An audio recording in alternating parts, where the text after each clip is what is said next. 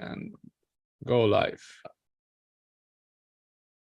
Hello, everyone. Welcome back to the Architecture Weekly YouTube channel. And one moment. And this time I'm interviewing Carlos Sanchez about Kubernetes. So Carlos Sanchez is a principal scientist at Adobe Experience Manager. He has contributed to a lot of open source projects over the years, like Jenkins or several other projects at Apache Software Foundation, like Maven. And we discussed Maven a couple of interviews ago. Carlos is a creator of the Jenkins Kubernetes plugin, which is now over 8 years old and has over 1,000 installations per day. Carlos is a speaker, so he spoke at several conferences over the last years about the DevOps, CD, progressive delivery, and all that stuff. So, Carlos, welcome. Happy to have you here today. Yeah, thank you for having me. Yeah. Do you want to add anything about yourself? No, we can do it as we go. Yeah, that's. Oh, okay. Cool. So let's start with Jenkins Kubernetes plugin. Like how you came up with this idea. What drove you to that? Yeah, I think it's a bit of the idea that drove me to Kubernetes, right? We were using Docker at the time a lot, and at some point you realize, okay, how can I do containers across multiple hosts and scale up, just not having one Docker host. So we started looking at, or I started looking at Kubernetes back then, and it was very interesting, but I was lacking, what can I do with Kubernetes? What can I do that is useful? Okay, I can run a bunch of containers, but what could be a cool use case? And I thought we were using Jenkins, and I started saying, okay, what if I can use Jenkins across running containers in Kubernetes? And being able to run Jenkins agents across multiple hosts, just with letting Kubernetes do the whole scheduling and managing of the containers. And that's how it all started. Yeah. And this was back in 2014, probably. Yeah. Okay, so I'm not really getting it. So it's like a matter of running Jenkins in Kubernetes, or it's a matter of managing payload in Kube via Jenkins? So with Jenkins, you can run the main Jenkins server, and then you can offload to multiple agents, right? And people were using VMs before this, or Amazon EC2 instances, any VM or hardware or whatever. And people were writing plugins to do Docker containers. And where they started was the plugin to do Kubernetes pods. So instead of needing VMs for each agent that runs your builds in Jenkins, you just use pods and containers. So it was more effective because you could have multiple containers running at the same time in Kubernetes with different Docker images, different configurations, and scale a lot better. Okay, now I get it. Thank you. Okay, so we don't have a lot of time, so let's jump into the topic. So can you just give a brief introduction of what Kubernetes is, what are the basic concept of it, and what is the problem that Kubernetes is solving? Yeah, so if we skip over the whole why containers are useful, as imagine people already are familiar with why, right? Kubernetes added this capability of doing containers across multiple machines, multiple hosts. So for me, that was the interesting bit that brought me into the Kubernetes world. You take, yes, I can run a container in my host, but how can I run a container in 10 hosts or 100 hosts? How can I manage a fleet of hosts running containers across all of them? So I think that's the key contribution or the initial key contribution of Kubernetes back in the day, right? So basically, Kubernetes is a container orchestration platform. Yeah, yes. It's an orchestration platform, scheduling of containers across multiple hosts. That was the initial situation or the initial solution. but it added a bunch of features over the years. So what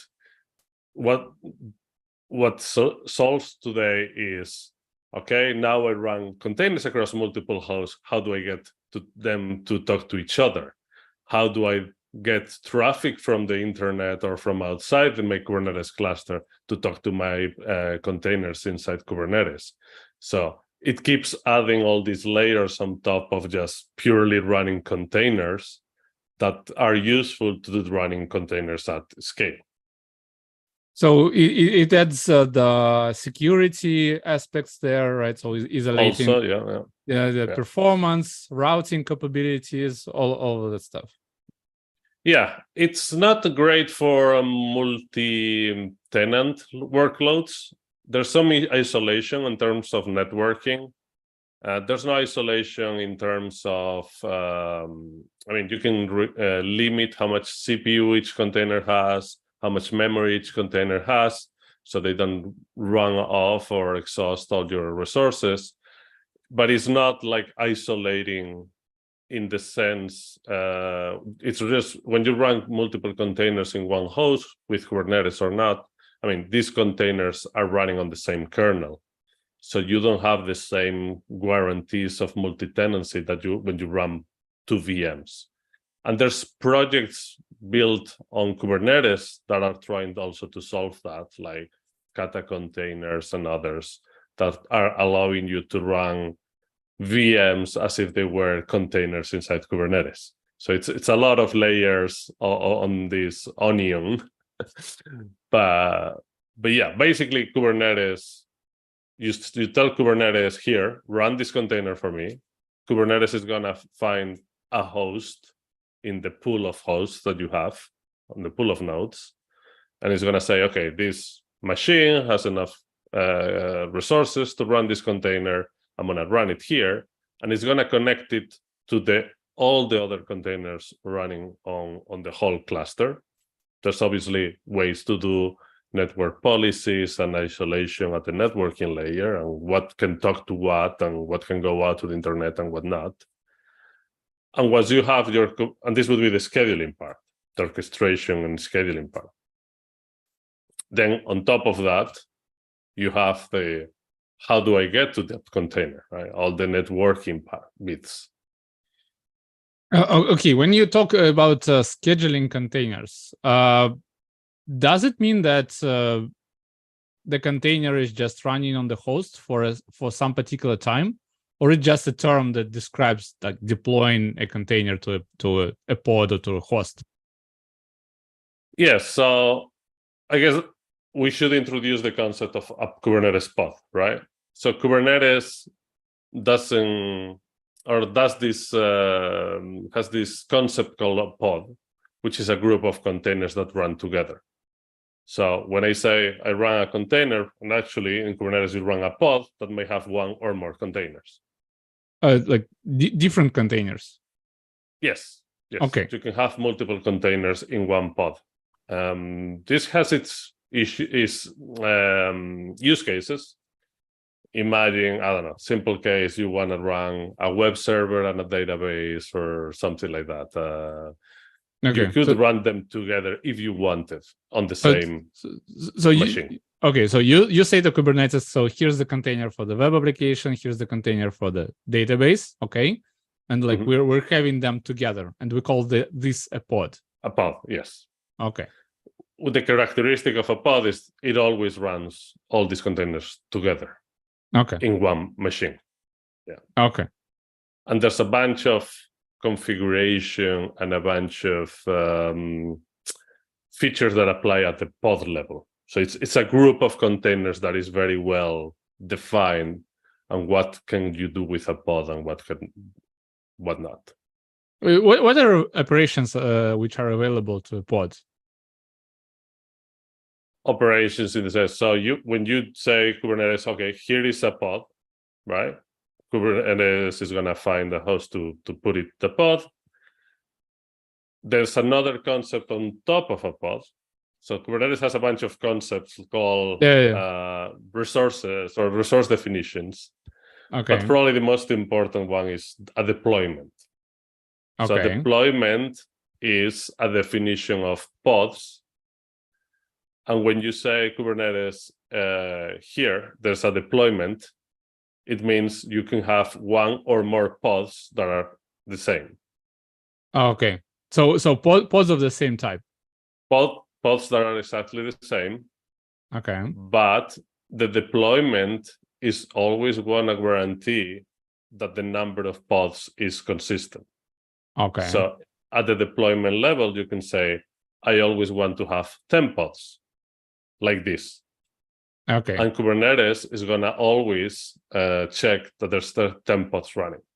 Okay. So let's say yeah, go ahead. Let's say you delete a VM, and now all the pods that were running there disappear. Kubernetes is going to start those pods somewhere else to make sure that there's always 10 pods running. Okay. Okay. So like if we pick a microservice, so imagine we're having a pod with a single container, a single microservice, and we want to have like 3 instances of this microservice. So the way Kubernetes gives us this opportunity is like, hey, I want to have exactly 3 pods in the deployment. So make sure it's always the case. Yes, it's what's called replicas. So you have a deployment, you say, I want 3 replicas of this pod. Yes. Okay. Okay. And it's always going to make sure that there's always 3 pods running. Okay. Okay. And the Kubernetes decides to itself to which VMs it will run those replicas. Okay. But there's another term called. You can affect this, of course. There's a lot of fine tuning and things that you can do, but yeah, generally Kubernetes will schedule it somewhere that fits your definition. Yes. Okay. But the next term, I believe, to replica is a replica set. Like how it's different to replica. Yes, a replica set is a bit of a hidden concept. When you create a deployment, it always has a replica set that matches that deployment. And the replica set is what actually makes sure there's this number of pods running. So there's like deployment, replica set, and the pods. What happens is when you update a deployment and you say change something, whatever it is, like a new definition of the pod, anything, a new replica set is created. So now you have 2 replica sets, the old replica set, the new replica set. And Kubernetes starts doing the migration of one replica set to another. So it starts deleting the old pods from the old replica sets and creating, or the other way around, first creates the new pods and deletes the old pods to make sure that the new replica set, if in the case where you say, I want 10 replicas, 10 pods, so it starts creating new pods and at the same time deleting all pods and keeping always that balance of 10 pods running. Oh, okay. So it maintains the amount of pods running, but some of them are now new version and some of them still old, but it's like... Yes. And it keeps moving them, deleting the old ones, creating new ones. And you can affect how this works, how fast it happens. All these things can be configured, but that's basically the default scenario. You get one new pod, you delete an old pod, you get a new pod, you delete the old pod until the 10 of them are running. Yes. Can you particularly use this feature for the canary deployment? Like, I want to introduce a new version of my microservice. I want to deploy it to like 1 pod out of 11 and see like how it behaves, or it's a wrong use case. It's not easy. You cannot really do it this way in the default Kubernetes. You can affect the how quick these rollouts happen. For canaries, there's a couple of well-known tools on open source, like Flagger and Argo rollouts, that will do all this canary stuff for you. So they will, and that involves adding new objects that will define how you want this rollout to happen. And this is totally possible. We're using this. And this allows you to do more advanced deployment topologies. You can do canary, you can do blue-green, you can do A/B testing, you Okay. can do experiments, you can do all sorts of things with them. Okay. So it's not a core capability of Kubernetes, but rather an additional thing that like The plugins. team, it's what in Kubernetes is called controllers, operators. Operators. In Kubernetes, there's this idea that everything is stateful. Well, it's a state, and you have operators that make sure that that state is always true. So in the case of the deployment, there's an operator. Well, it comes included with Kubernetes, but there's something behind the scenes that is always making sure that there's 10 pods running. So if you go and edit the deployment and you say now, I want 20 pods running, you just say, I want 20. So you change 10 to 20, and there's something behind the scenes that is going to create 10 new pods. Okay. So so Kubernetes provides you a declarative way to say, like, I want this state, make it happen. Yeah. And that's how everything in Kubernetes world kind of works. Very declarative. Okay. Nice. What are the key benefits of using Kubernetes for orchestration and deployment? Like what it differentiates it from other solutions? By the way, what are they? Yeah, back in the day, there was Docker Swarm. Before that, there was Mesos, Apache Mesos. And I used Apache Mesos before. What Kubernetes brought to the table was a unified API. So it's a unified API where you can do these declarative or create these declarative objects. And this API is becoming a de facto standard where you don't even care what's happening behind that API. There's a lot of extensions on top of Kubernetes, like operators, that allow you to create even infrastructure, right? So you create an object in Kubernetes, and behind the scene, that object can create VMs, or it can create something else on the infrastructure side. So Kubernetes has kind of standardized these API ideas, declarative API, and there's a lot of open source tools, companies building stuff on top of that API. So I think that's the winning aspect of Kubernetes, and how quickly community adopted it, and how contributions were accepted, and the community behind Kubernetes was probably the reason it kind of won the battle of container orchestration. Okay. So declarative API. Can you provide an example of one of those APIs? Yeah, so the deployments is typically the one that you're going to be using. So just say, here is a deployment, this is the name of the deployment, and this is definition of the pod. And the definition of the pod can be, as I said, one or more containers. The container is going to have a container image. It's going to have what command to use, environment variables, how much CPU or memory you want to give to that container, all these sort of things. You can also have configuration. In Kubernetes, this is called config maps, where it's basically you can have key value stores as part of objects that you create on the Kubernetes API, secrets also. So it provides you a good starting point to run typical applications. Okay, so you're basically saying that Kubernetes introduced such a good API, the API that fits the task of managing containers, right? So it got adopted basically across the world, because like it is a very popular technology nowadays. Yes. There's a lot of usage for the API. Yeah.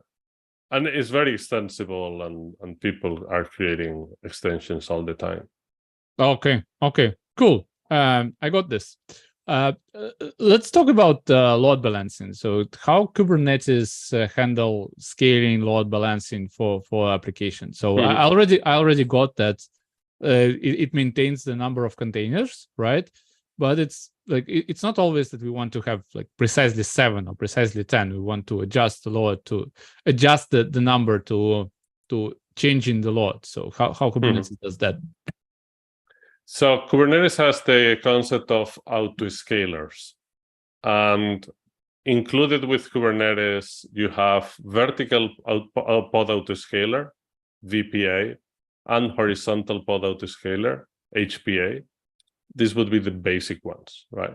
Vertical pod autoscaler can watch metrics and you define these, what the conditions are, what your metrics, what metrics do you want to follow, how to grow when those metrics grow, how to shrink when those metrics shrink. So VPA will allow you to say, I want to give this pod more CPU because the CPU usage has grown over some limit. I want to give more CPU to this pod. The horizontal pod autoscaler is on the other direction. I got over 80% CPU, so I want to start a new pod. And when the average is 80%, I want to start another one. So it grows, creating more pods. So these are the two axes that Kubernetes allows you to grow. The other concept is also the cluster autoscaler. So you can, if you run a cloud provider, you're going to have a cluster autoscaler that will allow you to say, if Kubernetes doesn't have room to run the pods I want to run, it's going to create new VMs to make room for them, right? So these are the main ways to grow your cluster and your application when you have more load. And the same way on the other way around, you can say, okay, I don't have enough requests per minute, or not using much CPU, delete some pods to save money, or making room for something else. Yeah. Okay. And for vertical scaler, like if it requires more CPU or more RAM, I believe it requires a different VM, right? So it's gonna request a spinning UVM. The vertical autoscaler, it's a bit tricky because right now it requires a restart of the containers. You cannot assign more CPU to a container live. Exactly. There's a pull request that is being merged, and it's going to be in one of the next Kubernetes versions where this will be this will be possible. Because obviously, if you say, "Oh, I have so much load that I need more. I want to assign more CPU, more memory." Now, okay, if you set the VPA to do it automatically, it's going to kill that container and create a new one with more, and that's probably not desirable if you need to grow your the amount of resources you need. So it's a bit tricky to use. If you do it, you can also set it to not do it automatically, but do it when a pod is restarted for any other reason. But it's quite tricky to use the vertical autoscaler the right way. Yeah. Okay, so that's tricky. But for horizontal scaler, it's just basically spawning new pods if the load is high. Can you configure those metrics that the scaler will define? Yes, you can configure through any metric. You can do CPU, you can do memory, you can do, I don't know, requests per minute. There's also advanced autoscalers out there that are not included in the default Kubernetes, like Keda. I think it was Keda, the name. You could also say, I don't know, if you have a messaging application, you could say, oh, whenever you have more than 100 messages in the queue, create a new pod. Okay, that's good thing. So it's basically not limiting you to some physical metrics like CPU or memory or network or request or errors, but you can build sophisticated business rules, right? So you can kind of infer that like the CPU looks good, but we actually don't have the capacity to get everything. So okay. Yeah, or you could do it from some other external system or whatever. You could say, okay, I have many people, I don't know, looking at my website, scale up this other service on the back end because I'm gonna need it later. Okay, so you could any sort of metric, yeah. So metric can be just consumed as an HTTP endpoint or something different. The metrics are typically stored in Prometheus. So Prometheus is this time-based database, which is kind of the standard to use on Kubernetes. And yeah, you can pull the metrics from there. Okay. So just query the time series database as Prometheus. Okay. Yeah. Got it. Cool. What are the common challenges and considerations when deploying applications on Kubernetes? Yeah, the typical one has been over the time has been the stateful applications. So there's people that have been more or less successful running databases on Kubernetes. Okay. But it's again tricky. Okay. So anything that I believe the main challenge of databases is like what do you do with the storage? Because you can obviously run a database engine in a container, but if you run the storage in the same place, how do you restart those and scale and like? Yeah, that's the tricky part. Like, is a state. How do you keep a state of things?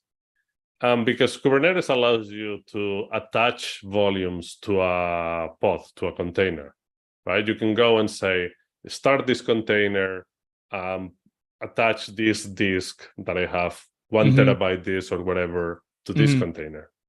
Okay. What happens is that by nature, Kubernetes is very dynamic. As you grow and shrink the cluster, or you have different workloads, pods are going to come and go. And as soon as you change things or upgrade Kubernetes, things are going to be restarted a lot of times over the day or the week or whenever is needed. Now, if you use networking disks, those disks need to be detached from that node, attached to a different node where the pod is running now, and these operations have to happen. You could also use any sort of networking file system that could give you kind of this functionality, but also you have to balance the performance you need. So it's not, you cannot just say, oh, I'm going to write data to the host because when your pod is started, maybe it's somewhere else. So you cannot just rely on the local data. Okay, but how do you map this the database containers to disks? So like I can imagine for a lot of data, you would have to have partitions, right? And you would have to have different databases engines that are writing to those partitions, and those are probably reside on different disks. So how do you map like pods to the disks particularly? So when you have something that is really, really stateful, Kubernetes has another concept, which is similar to a deployment, but it's called a stateful set. The difference is that the stateful set is numbered in the sense that you have several instances of the same thing, like a deployment. You have several containers, but they have a state. So imagine you have 2 containers, 2 pods for a database, and you would have pod 0 and pod 1. And you can attach these to those. And whenever one of them has to be restarted, it's going to be started somewhere else, and that disk is going to be attached to that other node. And you always have this match between the pod running and its storage. And you can also tell Kubernetes, hey, always make sure there's at least one running. Okay. At least for program outages or program downtime, right? If you have a problem where, I don't know, machines die, you can lose this quorum. But when Kubernetes is doing operations, you can tell Kubernetes, hey, always keep this number of replicas running, always keep this number of replicas distributed across availability zones, or always make sure that, I don't know, different things. You can tell Kubernetes, so when it restarts things, it's not doing it, it's doing it more gracefully, let's say. And that way you could still run a database. But then there's other considerations that make it, a bit interesting. Okay. In which cases you would advise to run a database in Kubernetes cluster?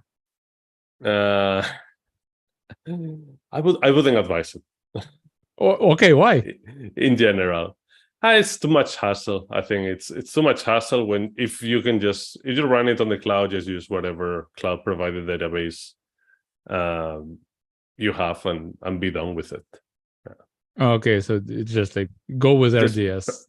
Just pay somebody else to do it for you. Yeah. Okay, cool. Well, actually, I have the same question for Kubernetes in general. Like how the organization can understand that they need to adopt Kubernetes at some point. Is it like organization size or the specific payload or some non-functional requirements? What should it be? I think as soon as you start running a bunch of machines, you're going to need something like Kubernetes, or at least it's going to be very useful, because now you need to manage machines. And Kubernetes will manage a lot of... Kubernetes gives you a lot of things for free, right? Imagine you're running a web application. If the machine dies or your application crashes, anything that happens, Kubernetes is going to automatically restart it for you in another node. Okay. Or it's going to be able to maintain quorum across multiple availability zones for you. Okay. There's a lot of things that you get for free with Kubernetes. In exchange, Kubernetes gives you a lot or a bunch of added complexity, right? Yeah. So it's not for free, precisely. Yes, yes, sort of. If you have to do it yourself, imagine how hard would it have been 10 years ago. You want to run a web application across 3 availability zones, always make sure that there's like 20 instances running. This is a lot of things that you would have to build yourself. Yeah. Well, that's a pretty sophisticated setup. Like, if you have I understand if you have a big enterprise application, sure, like this trade-off is perfectly justified. But if you're a small startup with, 100,000 users per month, let's say, and you need only like three replicas, you can go to GCP, say, hey, this is the VM set, right? I need 3 instances. Here's the monitoring for that, and here's the VM image you would use for that, and like the database in some other place. And I believe Stack Overflow still operates like with a couple of virtual machines, and basically, and with a single database, and that's a huge website, right? Mm-hmm. Yeah, depends on the use case, but quickly you'll have to figure out, how does my deployment look like? I need to rebuild a VM every time my application changes, or I need to SSH into those VMs and update my application, which doesn't, it's not great. People like immutable infrastructure better. So now I have to rebuild a VM, deploy the VM, make sure I deploy things in order. So if I break something, I don't break everything at once. There's a bunch of things that quickly become requirements. How do I monitor? Where do I put the metrics of my application? Do I run Prometheus next in the same VMs? Do I run it somewhere else?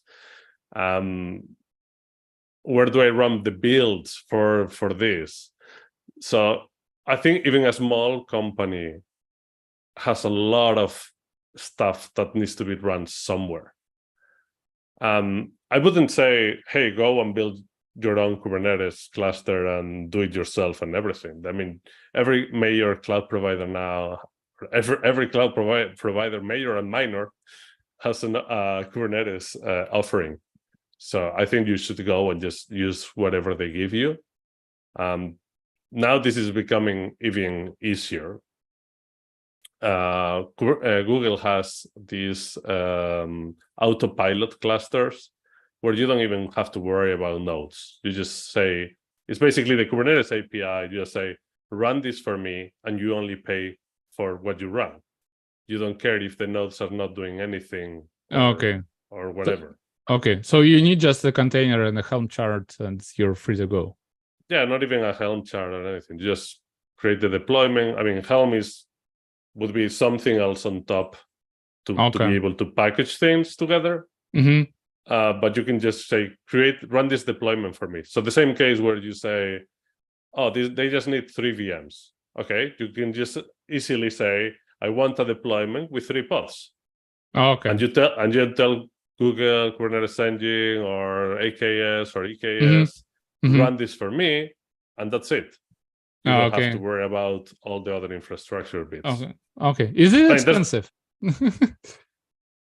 Yes, I mean, compared to EC2 instance.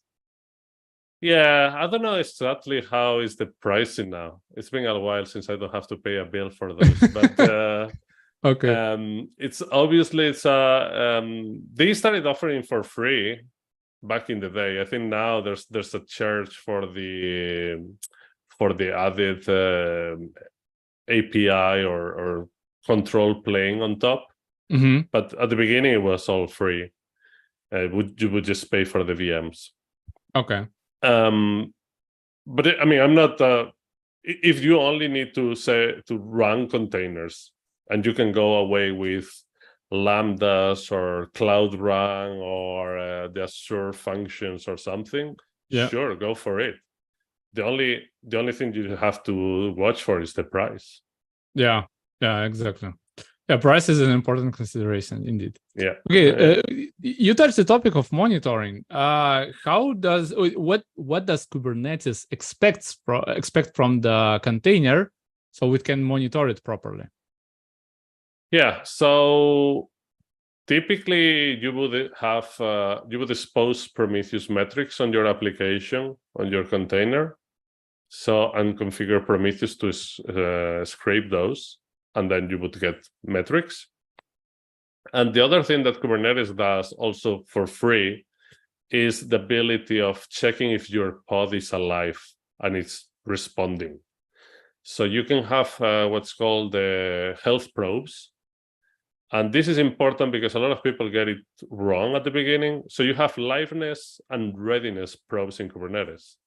And you can define this in many ways. So it could be just an HTTP request, or it could be running a command. But basically, Kubernetes goes on to your container and say, okay, are checking the liveness probe, like maybe a HTTP request, and say, are you alive? The moment it doesn't get a response, Kubernetes is going to automatically restart that container. So if you have an issue with your container, with your application, Kubernetes is going to restart it for you. Right away? But it should be a timeout. Well, you can configure it. You can configure it, how often you want the probe to run, how many failed probes before the restart. All these things are configured. Okay. On the other hand, you have the readiness probes, which is the container ready to accept new connections? And this is a very important distinction, because if you are not ready, I'm not going to send you more traffic. I'm going to send it to any other replica, or maybe even create more replicas. Okay. But I'm not going to kill you. I mean, you are overloaded. You are dealing with too many requests. I'm going to send traffic somewhere else, and then later on, if you are okay, I'm going to give you traffic again. Okay, what would be an example of a good readiness check? Like, for example, we have a microservice that has a connection to Kafka and a database. Like, what is a good heuristic for such kind of application for a readiness probe? Yeah, readiness probe probably is you could configure it with a number of threads that you're running. You can check in your application, okay, if over this many threads or over this number of things start failing the readiness check, I don't want more traffic. Or if you use messaging, over this number of messages in the queue, I don't want to accept more traffic. And the difference between readiness and liveness is the typical error is making both be the same. So what happens is that you make problems worse, because maybe your pod is fine. It's just there's too much traffic going into it. If you find the readiness, traffic is going to go somewhere else, so that's fine. But if you fail liveness probe, your pod is going to be restarted, and now your problem is worse, because maybe now your container is restarting again, getting up to speed, or maybe there's some cold caching issues, things like that. So you're making the problem worse. Yeah, so and that's why and temporary as a load goes to other instances, and it's like makes the situation worse. Yeah, okay. So because this has happened to me multiple times. Over time, you see, the probes are wrong. Traffic goes to another instance. The other instance gets overloaded, gets restarted, and so on. And then you are cascading the problem. Yeah. Over multiple places. Metastable error, and you're screwed basically. Yeah, that's important distinguishment between the liveness and readiness probe. Yeah. Okay. Cool. What? Knowing this difference, what are other best practices for monitoring and health checking of applications?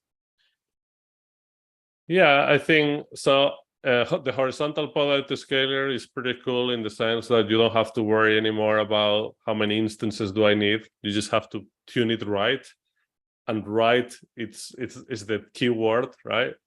I believe it's tricky. Yeah, what's the right amount of CPU over I want to scale, or the right amount of resource or of request, or things like that. I mean, but these are not new problems. These are the same problems we had before with VMs and all. But then yes, HPA will allow you to just automatically deal with it for you. You don't have to do any manual guesswork anymore. Monitoring, who monitors the monitoring tools? That's the other one. If you don't get any alerts, it's because your Prometheus is down, or everything is fine, or your Prometheus is down and you don't have any metrics. I don't know, some of those things. Okay. Okay, cool. So we're slowly running out of time. So that was a very interesting discussion. So my last question would be, what are the best resources to learn Kubernetes nowadays? Yeah, that's an interesting one. I don't know if I can recommend any books, but there are some books that I skim through that are interesting. The community sites are very good. The community documentation at the Kubernetes project, for sure. There's also Kelsey Hightower have this Kubernetes the hard way. That's if you want to get extra points, because it's released the hard way. So it goes through all the nitty-gritty details. Yeah, Kelsey is awesome. So I really hope to get him on this channel. So Okay. So, like, if you don't mind, please give me the names at least. I will try to find the link and attach them to the description of the video down below, so that our viewers can learn some Kubernetes, I suppose. What would you wish to our audience? What do I wish? Yeah. To have an eventful migration to Kubernetes. Okay, thank you very much. That was a nice one. Okay, Thank you. then let getting your time back. So thank you very much for the discussion. It was very interesting and insightful for me. Hopefully for the audience as well. Thanks again, and have a nice evening. Thank you for having me. It was great to be here. Yeah, thank you. Bye.